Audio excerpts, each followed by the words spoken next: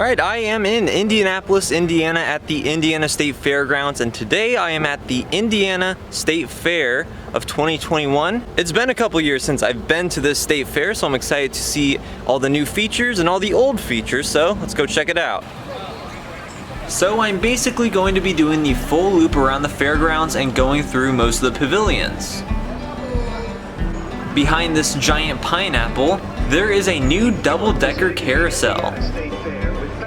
And this is the grandstand where the stage collapsed on August 13th, 2011. 10 years ago this year, and there is now a memorial with a wreath and flowers.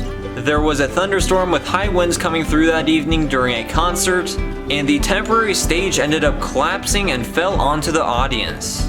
It killed 7 people whose names are listed on this plaque and injured 58 others. Here's a bicentennial bison symbolizing the great state of Indiana. So basically, corn. Now let's head into the Champions Pavilion where the horses are stationed. Some of these horses are gigantic. These guys are like Dan Patch or Man-O-War sized.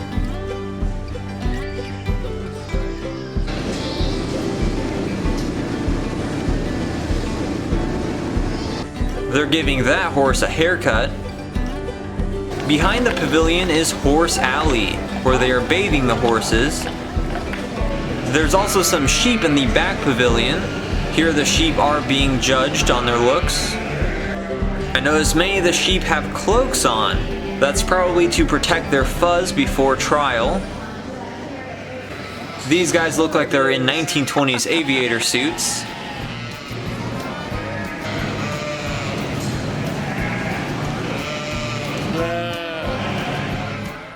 And now it's time for the Swine Barn, also known as the Hog Palace.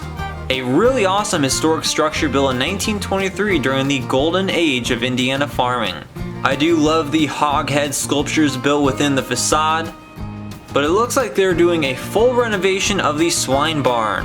They're going to change the name for some reason and replace most of this nearly 100-year-old barn. Thankfully, at least they are keeping the magnificent facade. Most of the pigs are gone at this latter stage of the fair, but here is the behemoth champion world's largest male hog. A Hampshire hog from Seymour, Indiana. So they claim this guy is the world's largest male hog. As if that wasn't enough, they also have the reserve world's largest male hog, in case the largest keels over at some point. They do have some other sizable pigs in their pens.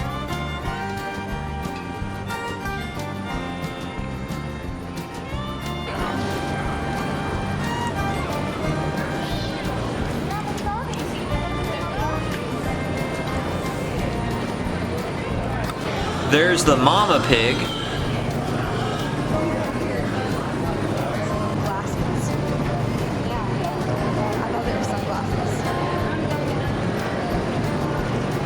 Looks like that baby pig got a hold of someone's glasses and is playing with them.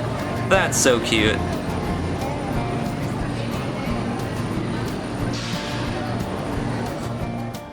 That is the Art Deco Communications building.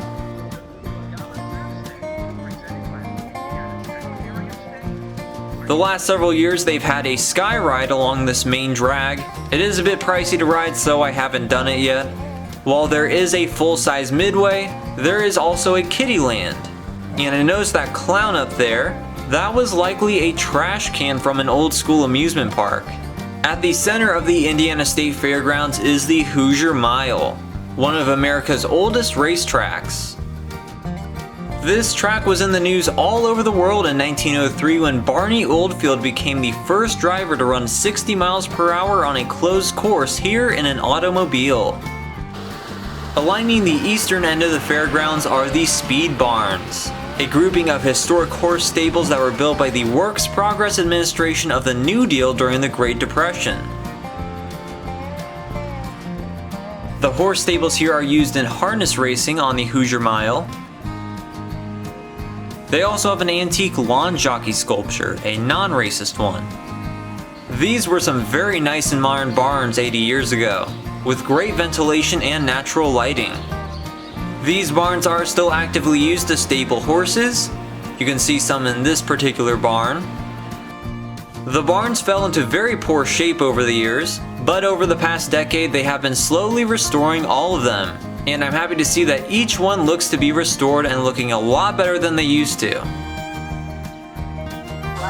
Taking a walk down the water quality trail, where they have some displays about water quality and sanitation.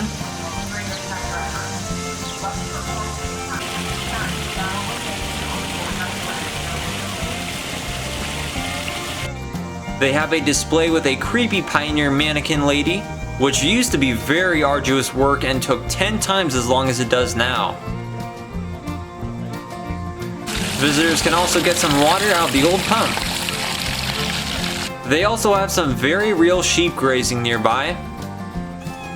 Now heading into one of my personal favorite features here, the Pioneer Village, which showcases an impressive collection of antique farm machinery and other historic items in a living history setting. Here is a 1929 Ford Model AA truck, and this is the Pioneer Village Medallion Factory. This is the milk house, where they have antique milk relics. There's lots of vintage milk jugs and artifacts from the early 20th century. Of course, milk was often delivered back then, so they have a fully restored milk wagon. Looks to be formerly of the Probst Milk Company, so this one would have gone around selling and delivering cold milk to Aurora and Lawrenceburg, Indiana. There's some older methods of preserving milk and keeping it cold before modern refrigeration, which could be quite a difficult task to do. There's also a cream separator. This is a 1950 De Laval bulk milk cooler. They've also got this 1915 cement milk cooler. This is the Williamson Pin Frame Barn, which now holds some livestock. Here's a cow in this old-fashioned barn. On the side of the barn is the grave marker of Late the Stallion, the sire of sires. He was one of the Percheron breed's most successful and influential stallions. And when his actual grave was removed or destroyed, the marker was moved here to the Pioneer Village. Next to it is the gravestone of Late's great-grandson, Donegan, who was foaled in 1931 and was the premier sire of the Percheron breed from 1939 to 1941 and was again awarded in 1951, so the gravestone now resides here as well. There's some more antique farming machinery nearby, obviously very important here in Indiana. They have an area where children can pretend to be farmers. That was actually pretty dope when I was a kid. I think this is new, the Indiana Historical Society Train, where they currently have an exhibit on Hoosier inventions, such as the Hoosier Cabinet, which was an impressive multi-purpose kitchen cabinet. It was among the most popular and necessary pieces of kitchenware back in the day. There was also Madam C.J. Walker's hair products for African American women, originally produced here in Indianapolis, and that made her the first black female millionaire in America. There's also Pop Weaver popcorn, lots of popcorn innovation based out of the state composed of cornfields. The Ball brothers in Muncie, Indiana produced essential glassware like these canning jars. They were a household name. The exhibit also gives a shout out to Bunny Bread, which became famous in the 1940s for their bunny mascots, and they're still in business today. This here is the central hub of the Pioneer Village. There's always lots of stuff going on in this main building. Out front there's a 1935 Chevy pickup, the official vehicle of the Possum Hauler. Here's a 1930s kitchen setup, complete with vintage Depression wear. And in the America the Beautiful setup, you can watch old guys eat lunch. This building is jam-packed with all sorts of antiques and active artisans who make and sell their crafts right on site. This is all threshing and grain harvesting equipment.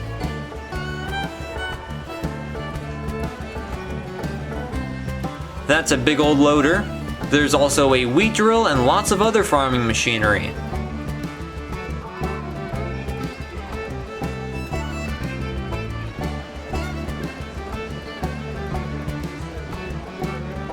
There's also a collection of plows for tilling, including an old John Deere plow. Here's a classic Woody Mark Twain quote: "Why pay money to have your family tree traced? Go into politics and your opponents will do it for you." This is a replica of the original log cabin on the site of the Indiana State Fairgrounds, the cabin of John Johnson and Sarah Purcell, which is built near this spot in 1822.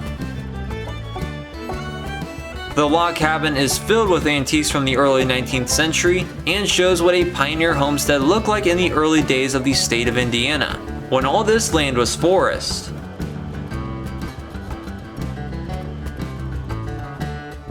Outside, there is even more antique agricultural equipment.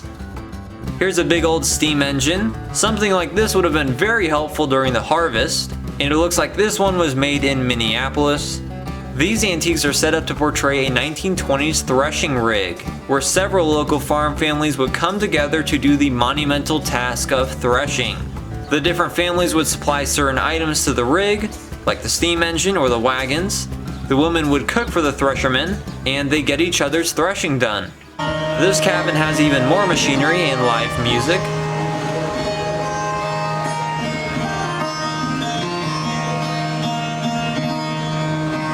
This here is a 1921 Fordson tractor, the small and relatively affordable tractor made by Ford.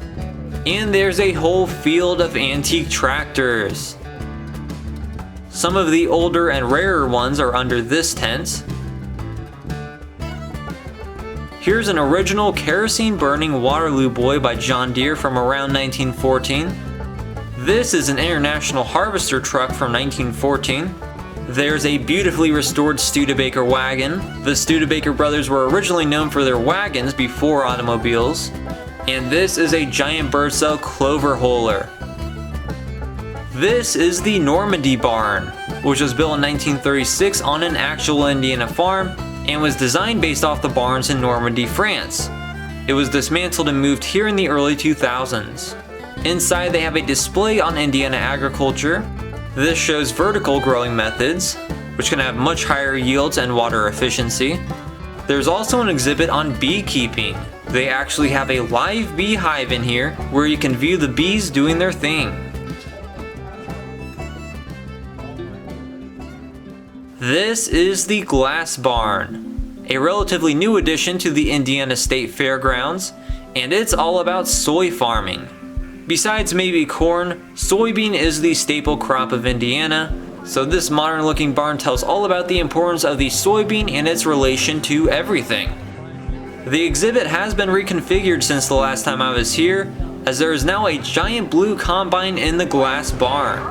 Visitors can actually climb up and drive in it. Well, drive a simulated soybean harvest, but still cool. There's a soybean satellite up by the ceiling, and you can use a Rube Goldberg machine to transport a ball.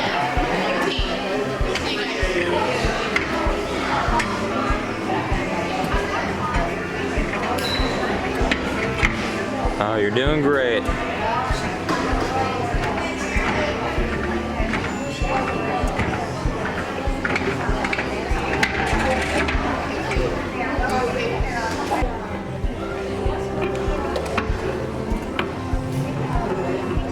There's also a plushy soy boy covered in cobwebs. Okay, this is absolutely epic.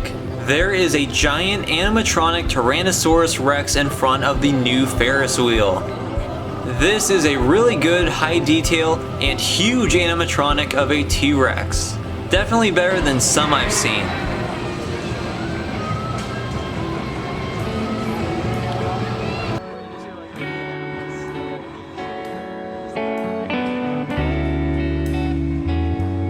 This is brand new to the Indiana State Fair in 2021. They have installed an observation wheel. These wheels have become popular in some major cities and tourist destinations, and now there's one here.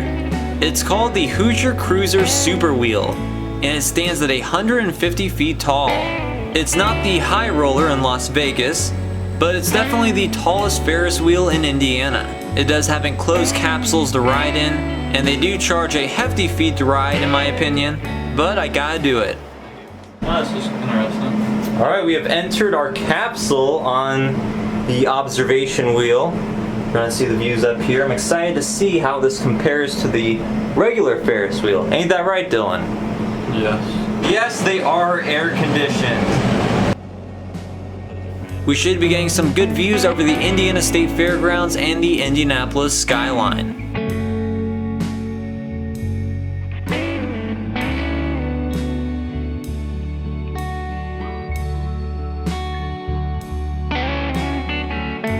There's an aerial view of the Art Deco Coliseum with the Indianapolis skyline in the distance.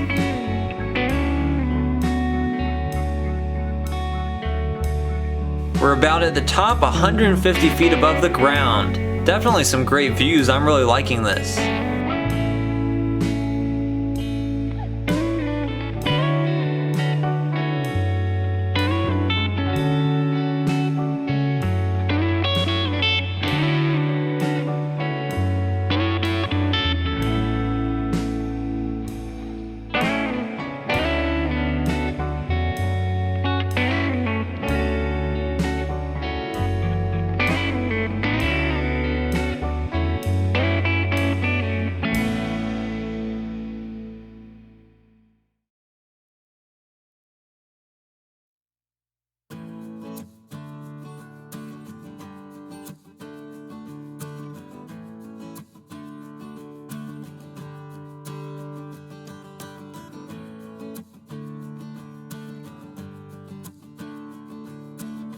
There's the Tower of St. Joan of Arc Church in the distance.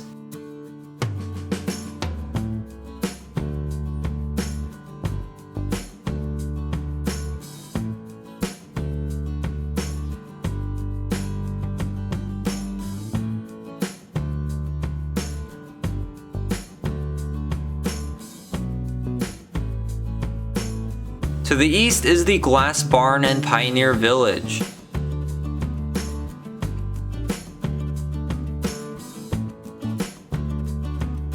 Sometimes the bigger observation wheels will only allow for one spin, but I got to go around 4 times, which is pretty good.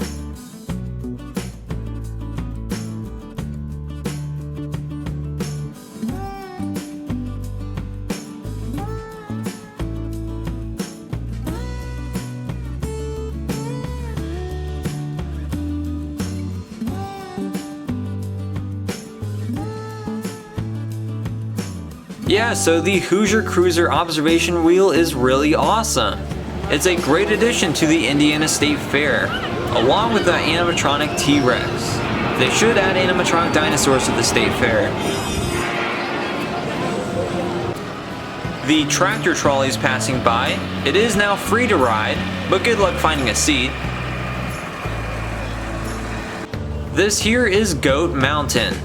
It's not really a mountain, but they do have a variety of goats in these pens.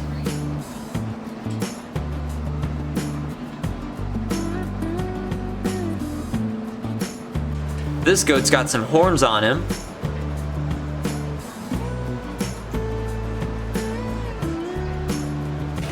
This is the DNR building, home to the displays of the Indiana Department of Natural Resources.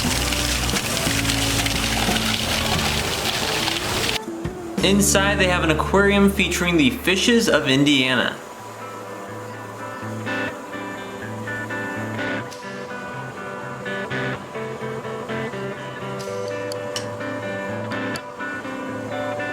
There's a catfish and some taxidermied fish.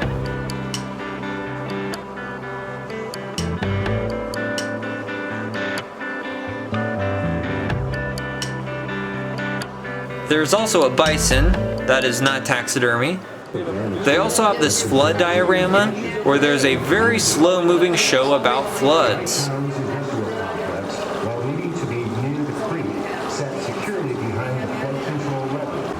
I noticed that Godzilla lurks on the highest hill. There's also dinosaurs strewn about. Finally began to recede at Dry Town. The stream gauge on the $1.9 million bridge. Unfortunately, while the floodwaters were receding, although we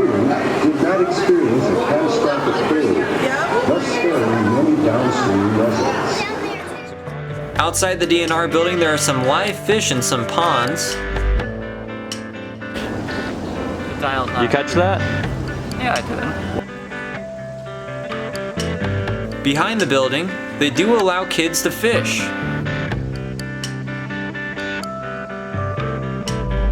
There's also a butterfly enclosure with some pretty monarchs.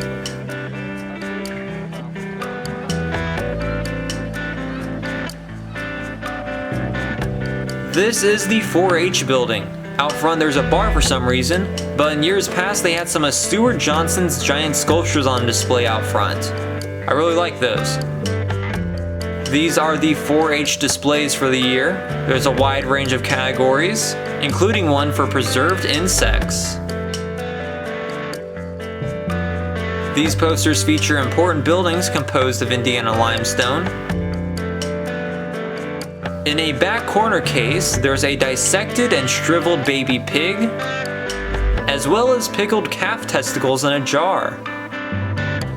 There's also a Lego model of the Hoosier Grandstand. Now I'm going to be crossing over the covered bridge to the other side of the fairgrounds.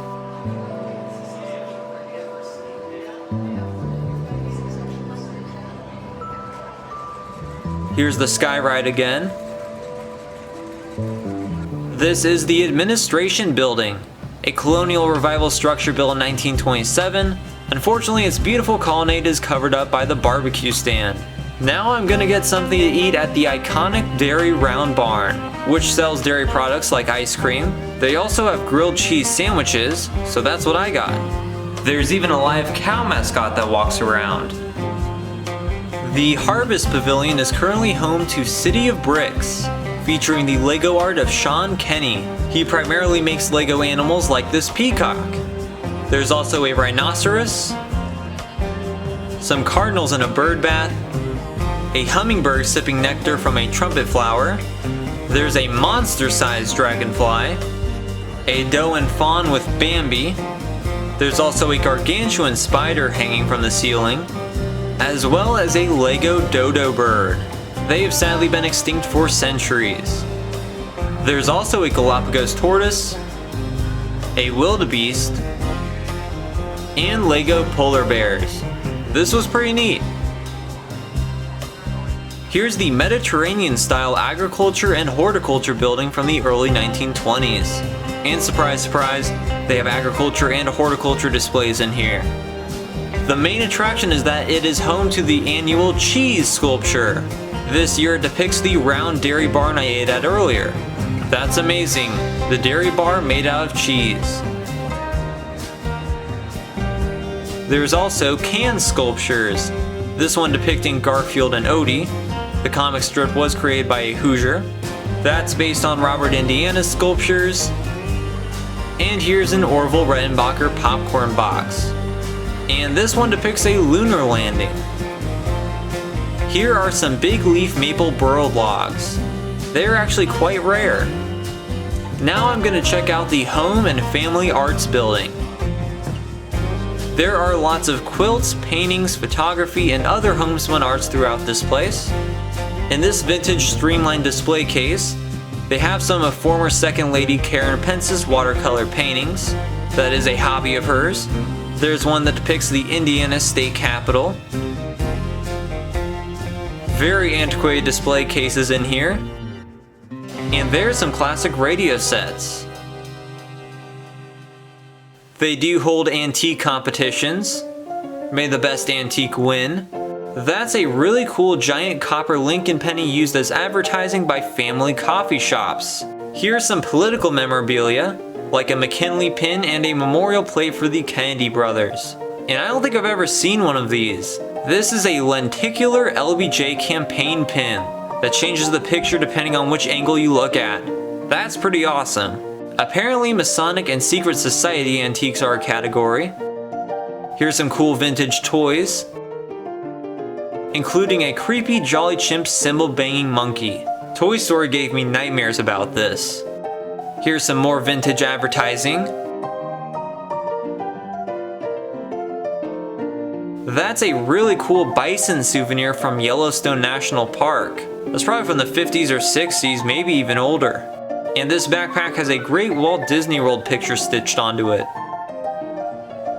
Now for the true gem of the Indiana State Fairgrounds, Hook's Drug Store Museum. It is housed in the 1926 Better Babies contest structure and is based off the Hook's Drug Store Company that was started in 1900 by John A. Hook in Indianapolis, where he opened a German apothecary. It grew significantly over the years. By 1900 there were 50 drugstores here in Indiana, but eventually Kroger bought them out. In the 1960s they created this museum as a temporary exhibit for the state fair, but it was popular, so it has remained a permanent feature over the last 50 years.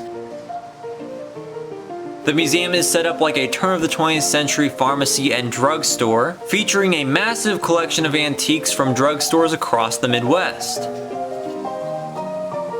There are tons of interesting items on display, like this little slot machine. These were produced by the Wrigley's Company to both advertise their gum, but also to get a last penny out of store customers by the register.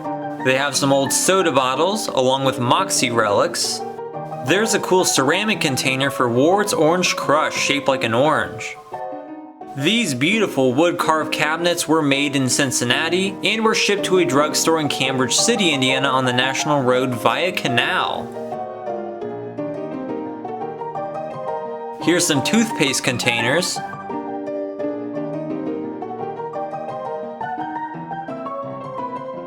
These are all arthritis medications.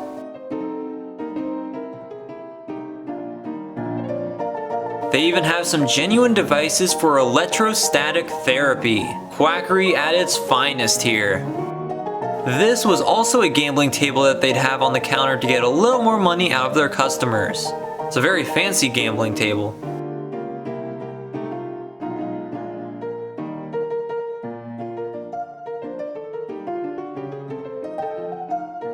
They have an apothecary display in the back, where the pharmacist would make prescriptions individually for each patient. They do have a jar for leeches. Don't think they have any real ones here, that would be cool. Back here is where pharmacists would make and compound their own medicines that they prescribe to their customers. Here's a big stack of paper prescriptions like they used to do. Honestly, this looks like less of a hassle than it is today.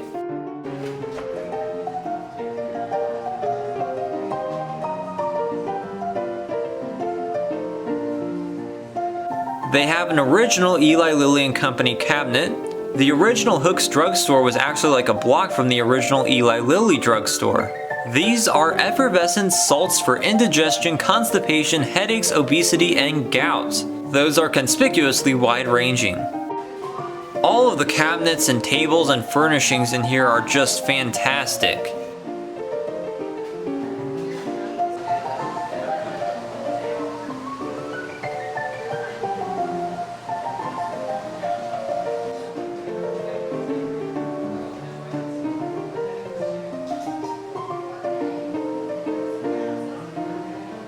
Here are some vaporizers. Sold as a cure for whooping cough in the late 19th century, users would inhale the vapors through heated medicine. And here are some antique baby bottles and breast pumps. Here's a variety of medicines for infants, since they're pretty much always sick. These were bitters for men. They were sold during Prohibition and claimed to cure real illnesses, but they mostly contained hard liquor, about 44% alcohol. Here they have a fancy national cash register, but don't ask for credit, square up before you go.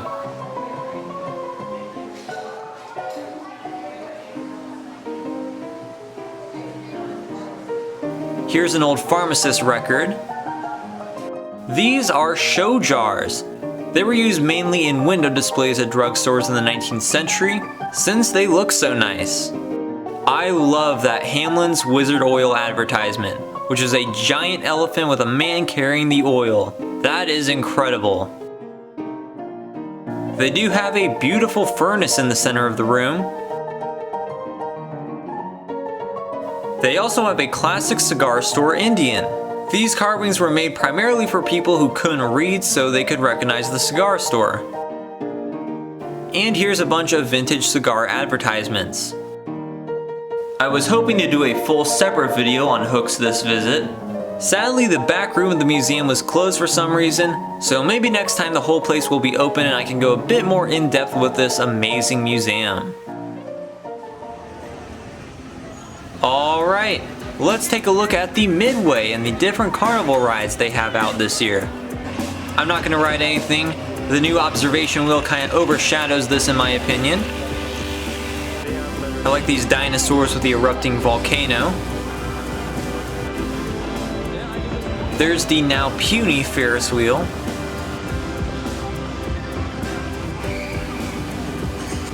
Interesting Christmas teacup ride here.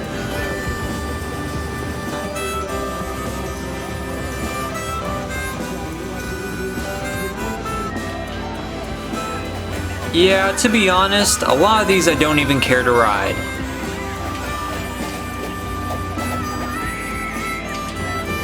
There are some classic trailer fun houses.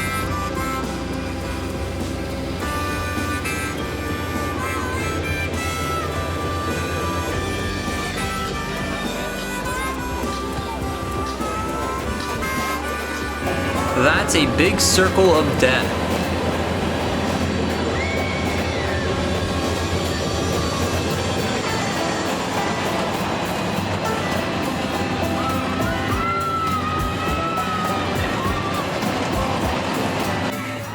So that's the Midway, usually about the same here year to year.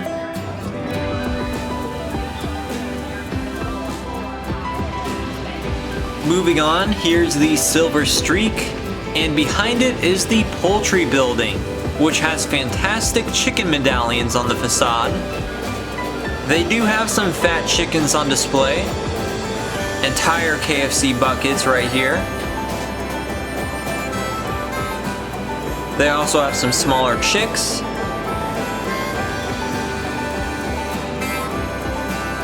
These are baby turkeys.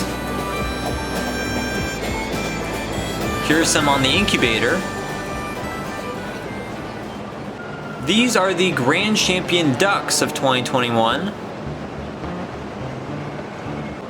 They also have some adorable rabbits in here, but no jackalopes.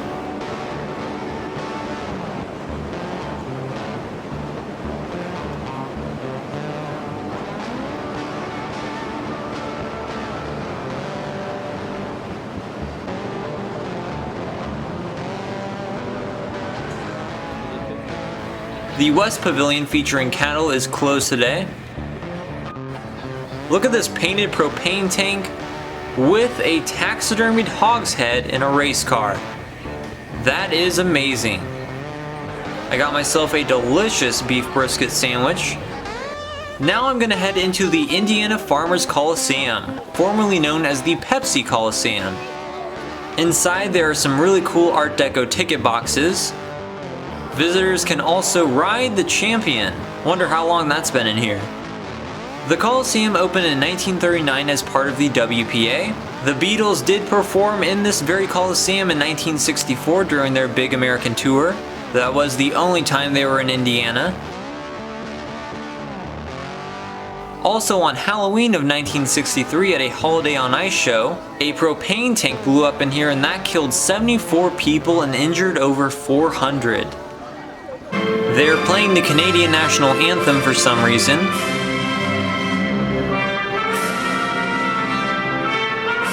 I have come to this Grand Coliseum to see the Belgian Horse Show, along with the Halflingers and Draft Pony Cart Show. BBM has a John Belgians, Woody and Mickey River. Number 8 and number 5, Louis Biddle. Bolsford, Pennsylvania. 38, dreading its way. That's Aaron Rose from Rush County, Indiana. Mac Rose, Belgium. Number 37, Western River, Belgium. Batesville, Indiana.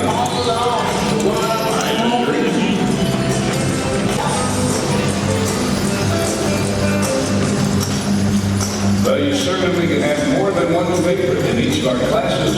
We encourage you to show your appreciation with a round of applause when you see something like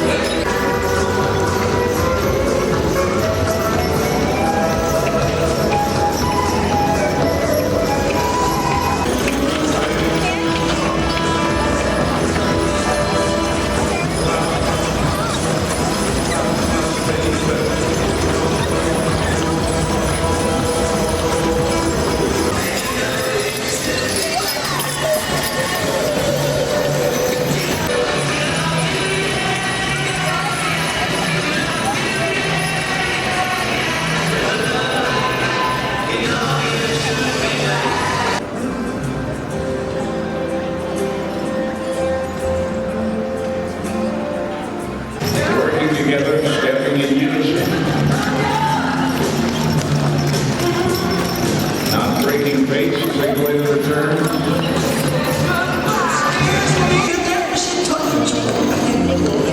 And number 4, Mary's Belgians from Village Grove, Illinois.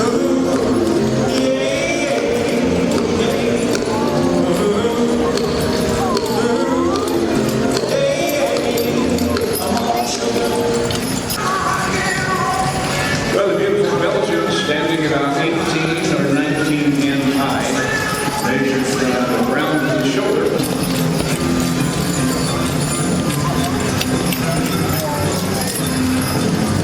You ready to line? Our horses built that small.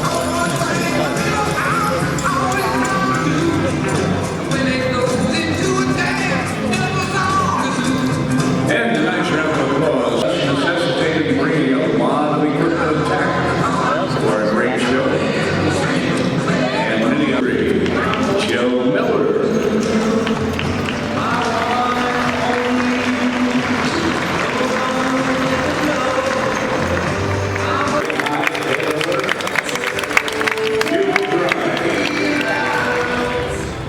Also new this year, they have a Paul Bunyan Lumberjack Show. While this is more of a Northern Woods type thing, I guess these guys are Indiana based. Ooh, that's a solid 4-pointer, but you said it was your practice, right? Ooh, that's another 4-pointer there. That's a bullseye! All right, Webb takes the lead, 5-4 to 4. Oh, what do we got there? In the bullseye there?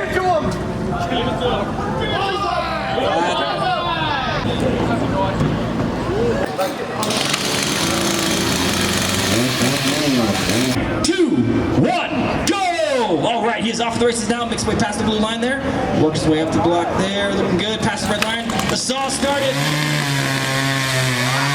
In 3, 2, 1, go!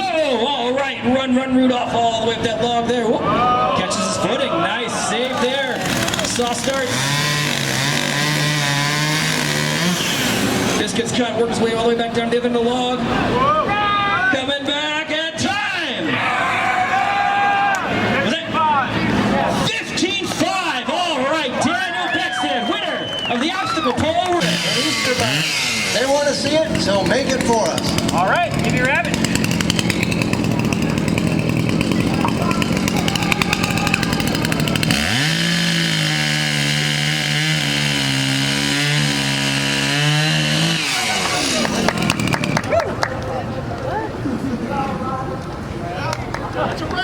Wait a minute.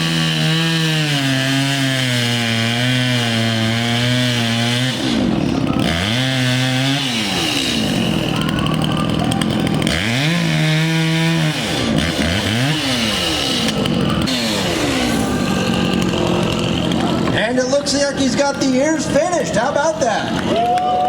Not bad. It starts. Okay. I think he's done. Let's take a look at it. Hey, hold on a second. No clapping for that. That is horrible. And here he goes. And he's finished. Hey, wait a minute. Hey, whoa, that's too far. No, that thing. I told you. No, you can't fix it. You can't fix it. You better tell him. All right, who out there wants it? Let's throw up your hands. A nice little lumberjack or lumberjack. Oh, right up here at the front. Yes, sir. I saw your hand shoot right up. Roll, ladies and gentlemen. Oh, they're splishing, they're splashing, but which lumberjack goes a-crashing? All right, fighting, rolling that log back and forth, trying to get the other guy to roll right off the other end of it.